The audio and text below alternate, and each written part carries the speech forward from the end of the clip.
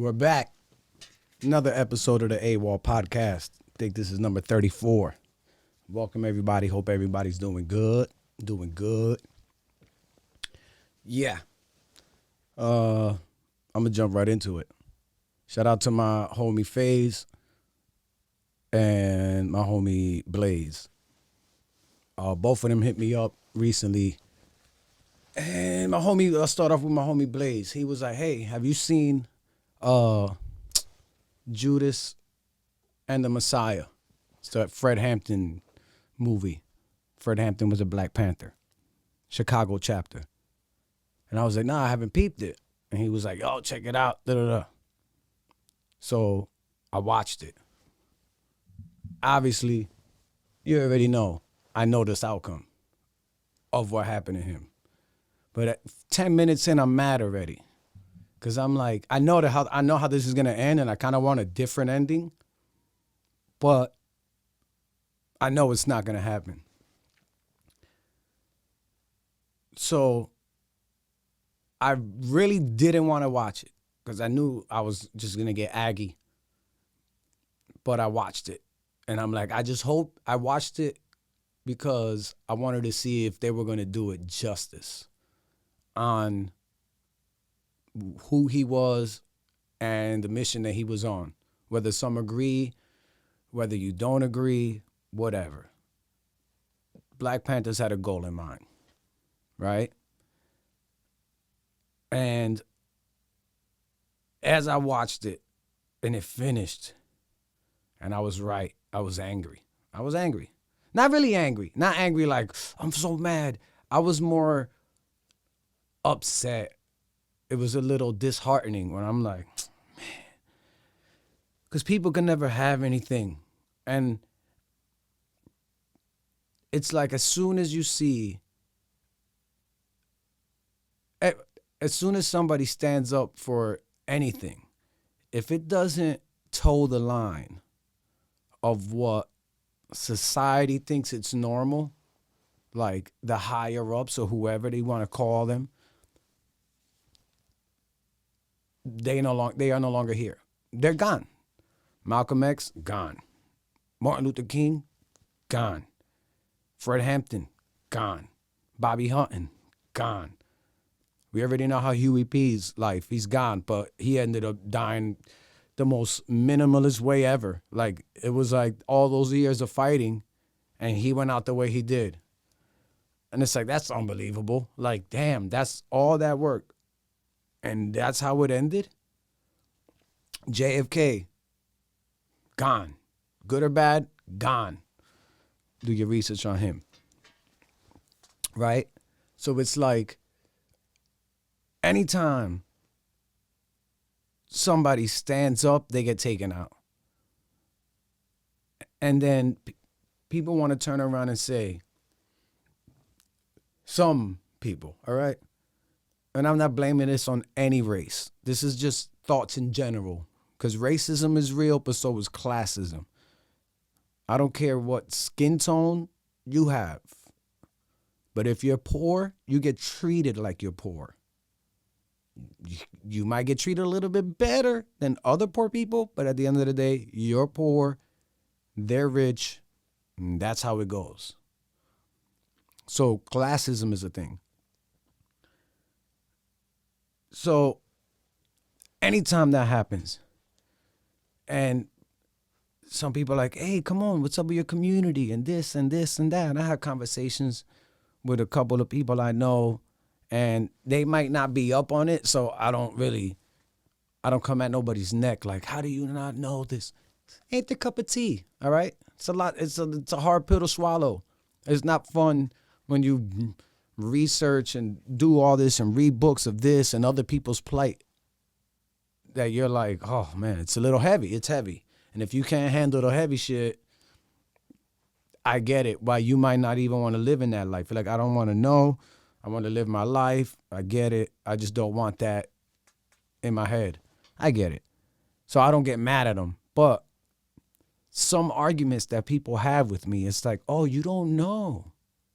You don't know the history of it. So I'm like, I see why you would take a stance on a certain topic the way you do. I get it. And I don't want to say it's dumb or ignorant. It's just, you just don't know. Right. And then when I explain them, I hit them with some facts and I explain to them, then they're like, oh, you're right. I didn't think about it like that. I'm like, yeah. If you do not look into stuff, you would think that that's an easy argument. Just pull yourself up by your bootstrap. It's not that easy. It's not that easy. Do some people pull the card of, the man trying to hold me down? Sure. Yeah, some people use that. But those are lazy individuals, right? Some of them, you can't just say that everybody that poses an issue of systemic problems, that they're just lazy. No, there are facts. Redlining is a fact. Look it up. That's crazy. And then you ask why Newark became what it was or is, Camden, Patterson, Compton, Oakland. You could keep on naming cities, why they are the way they are, why it's all grouped up like that. Baltimore, the list keeps going on all that. So now, and it boggles my mind because that leads me to another person. There was Grandmaster Jay. Some people hate him, some people like him. I'm indifferent. I don't know really if I'm vibing with it 100%. It's a little funny to me. I don't know. But at the same time, it's the optics. If you don't know, Grandmaster Jay is a leader of a black militia called NFAC, NFAC, Not Fucking Around Coalition. It's an all black militia group. They march with guns for justice or whatever, for Breonna Taylor, for Ahmaud Arbery, other things, right? The leader got arrested for pointing his rifle at a federal officer and state police. He had a flashlight at the end of his rifle. He was doing a march or a rally, whatever you want to call it. All permitted. He got permits. Followed every rule possibly. Every rule you could possible. Any rule that you could possibly get and have to abide by, he did. So now, he goes to this thing. He got death threats. He is chilling somewhere. People are on the roof. He's probably like 5, 6 deep. And he wanted to see who was on the roof. It's nighttime. He pointed his flashlight at the parking garage or the building or whatever. Sure enough, there were federal officers up there. 2 things here. Really, he was checking. You got death threats? I'm looking. If I got death threats and I'm out here doing what he's doing, and I see, there's a guy on the roof, I'm going to look. But once again, if you know history, that you know they are waiting for the smallest thing to hem you up. They waiting to hem you up.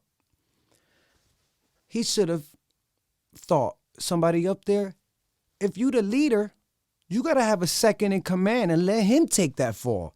You just don't point your rifle anywhere, right? Have your second in command look. Carry a flashlight. Whatever. That's where he messed up. And you could Google him. It's a whole nother thing, right? But one of my homies said that he doesn't like it. And I forgot what was the reasoning. It was something like, it was more on a firearm level, like something about it. And the movement is weird. And the movement is cool, but the leader's bad. And this and that. I'm like, yeah, I get it. I get the optics of it. That's why I'm saying I'm iffy on it. I'm iffy on it. Same way I'm iffy on BLM.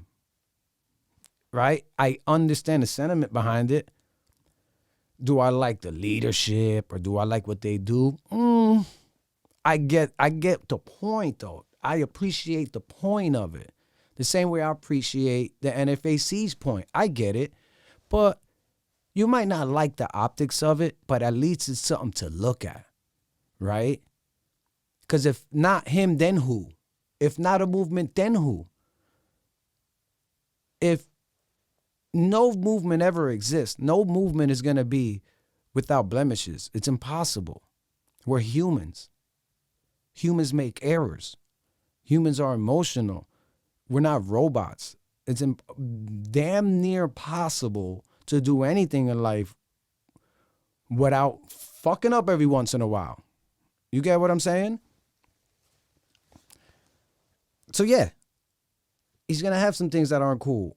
But the optic of it, that they're there. I'm down for anybody that wants to fight for their own. Do that. Fight for your own. I don't know. As long as you're nice, peaceful, good intentions, you start off with peace. You give respect in order to get respect. Now, if you cross the line, you get dealt with accordingly, however the world seems fit, right? Whatever the rules are, laws, whatever, no law, I don't know. If you cross the line, that's something you got to handle. I don't know, you took it there, right? But the optic of it to me is good. The optic of BLM is good. Let's just dwell on that. Like, I don't agree with him, but if he didn't do it, then what? And then I just started thinking of, after watching that, I started thinking, like, you can't even have a movement anymore. Well, you can, but I'm saying, especially in the era of woke and cancel culture and everything else and the internet, you're always going to get judgmental haters on there like, oh, you're not doing this right. Oh, you didn't keep your finger off the trigger. You had it on positive pressure on the side. Wow, that's what you took away from it. That's what you took away from it? You get what I'm saying? And there's multiple things. Actually, I'm going to hit you with one of these. This is Angela Davis. You don't know her, Google her. Yeah, but the question is more, how do you get there? Do you get there by confrontation, violence? Oh, is that the question you were asking? Yeah. That was a jail interview she did. It's on YouTube. You can find it. And the interviewer asked her, how do you get through a revolution? Do you do it through violence? And you hear the response like, oh, is that, you asking me about violence? Because of the way this society is organized, because of the violence that exists on the surface everywhere, you have to expect that there are going to be such explosions. You have to expect things like that as reactions. Exactly. So if you are mistreated every day and you feel a certain type of way, eventually, if you get bullied every day, sooner or later, the kid that's getting bullied is going to get upset. He's going to turn around. He's going to smack the bully in his mouth. That's human nature. You can only punk somebody for so long. What do you think? You're going to punk somebody and they're never going to do anything? They might not. But until you pick on the wrong guy or the kid had enough, and he's going to punch the bully in the mouth. Like, that's what it is. So when you see the violence and protests, it boiled over. It boiled over. It boiled over. I mean, that's why when someone asks me about violence, I just find it incredible. Because what it means is that the person who's asking that question has absolutely no idea. Exactly. Go peep her interview on YouTube, Angela Davis. Love that lady. Yeah, so I don't know, man. Judas and the Messiah, dope movie. Go watch it. It's on HBO Max or HBO, whatever. You can stream it. I think it's streaming to the 28th. So you got, 6 more days maybe? Go watch it. And even the way they killed him was messed up. No, I'm not going to throw any. Obviously, he died. Horrible death. Unfair and unjust. I don't even want to go into more details because then I'm going to spoil it. But go watch that. So that's that. So that had me feeling a certain type of way where I'm like, man. And then, like I said, you got the NFAC and everybody feels a certain type of way to what he did or this, and that. And it's like, oh, something with, and then it's just like, oh, the way they carry firearms. Listen, for people that don't know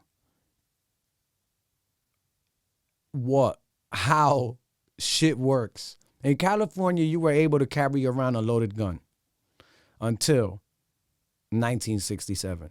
In 1967, because of Black Panthers used to patrol their own neighborhoods with guns. Granted, was this still crime? Yeah, all right? Miss me with the semantics. I'm saying they did that. April 5th, 1967, Don Mulford passed a bill on banning carrying a loaded firearm. At that time, it was Governor Reagan. President Reagan? Governor Reagan. July 29th, where we're going 3 months and 3 weeks after Don Mulford. It's now called the Mulford Act.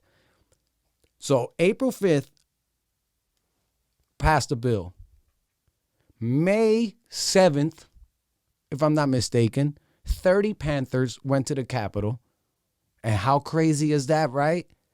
I didn't even do the years in between and see if there's any number symbology there or what. But they went to the Capitol legally, because it didn't pass yet, with loaded firearms to the Capitol to protest the bill, meaning you can't carry loaded guns anymore.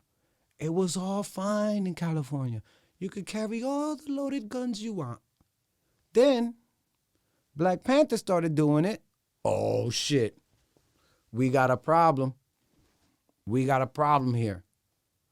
Signed the bill July 29th. Like I said, 3.5 months later, Governor Reagan signed it into law, making it illegal to carry a loaded firearm in public.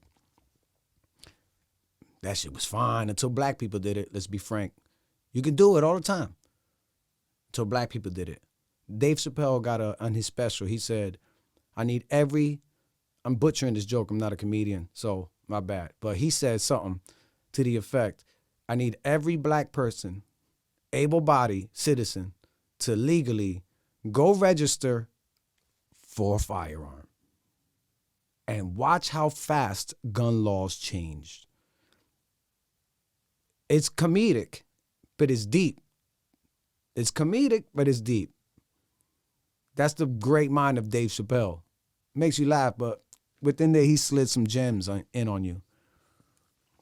Right, so they changed the law. They changed the law just because of who was carrying the guns now. So if you don't see how quick things could change, it's crazy. So let this guy that was doing everything right, NFAC, this, regardless if you agree with him or not, I'm not here to, he messed up, but are we really gonna knock him because he used to want to be a DJ? Bro, there could be a 10-year-old kid being like, oh, I could have power for my people. They weren't knocking nobody. Look them up. Like I said, you might agree, you might not agree. I'm just saying overall optic. I'm done with that. Next, my other homie, FaZe, put me up on Cuba and the Cameraman. And it was a documentary that this guy must have filmed, I don't even know. I think he started in late 60s, early 70s, a New York journalist, and went to Cuba with his camera. And he used to carry the equipment in a baby carriage. That's how big the equipment was. And he kept going back and back and back to Cuba. He made friends with these 3 brothers that were farmers. Then he made, just talking random people. He met Fidel. He flew with Fidel from Cuba to New York for Fidel's UN speech. Only American journalists on that Cuban airline. And became friends. Even when Fidel turned 90, Fidel granted him access for an interview and a sit down. No cameras, but they took a couple of photos. Watch it. Cuba and the Cameraman. And that made me think about how some people don't like Fidel. Some people do. Some people don't like how Cuba ran, how it was run, and even to this day. And then some people do. I don't know if a lot of people do. But still. And some things I'm like, oof, that's harsh. But then you think about the embargoes they put on them, everything else. And the fall of the Soviet Union led to Cuba's demise a little bit. And then it picks up. It's like on a little wave up and down. But this one guy goes over there And what I took away from it was less politics and more of just the people of Cuba. These three brothers were farming their own land. It was hard. It's hard. Like I said, it was rough. But the friendships that he made, and he kept going back and checking with them, it gives you a different insight into what not really went down, but of what went down through a regular person's camera lens. That guy just went there and just recorded people. Three brothers on a farm, another guy in the neighborhood. Who else? He found this little girl back in the 70s and said, what do you want to be, a nurse? He finds her in the 2000s.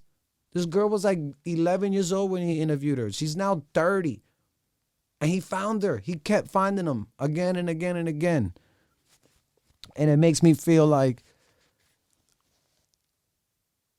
the world is crazy, right? Obviously. But the fact that he went and did that and portrayed it in another way where it didn't seem as crazy, it was a little sad for certain rules, but was that Fidel's choice? Did it make it like that? Or was that because of the embargo and everything else and the sanctions that were put on them? That, yeah, what do you think was going to happen when all these things are placed against a country that small?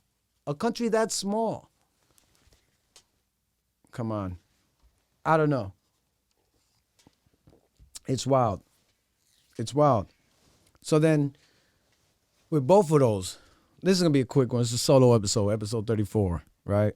I just wanted to touch on that because it just had me upset after watching Judas and the Messiah, how everything goes down. And it's just a little disheartening. It's like, I don't know. But guess what? People are still going to fight for what they want. People are going to fight for what they believe in. It's on, you fight for yours, your people, your beliefs, whatever. Whether your beliefs are right or wrong, you're going to have to deal with the consequences of either. Doesn't matter. Whatever you do, you're going to have to deal with the consequences of it. Hopefully you're on the side of let's get along and let's be peaceful. But if it ain't, it ain't. You know what I mean? Not everybody's willing to turn the other cheek. Not everybody's willing to do that. So fight for what is yours. And then also, as far as Cuba and the Cameraman, I suggest watching it just so you can see a different angle of the life out there. It was just dope. It was just dope. Right?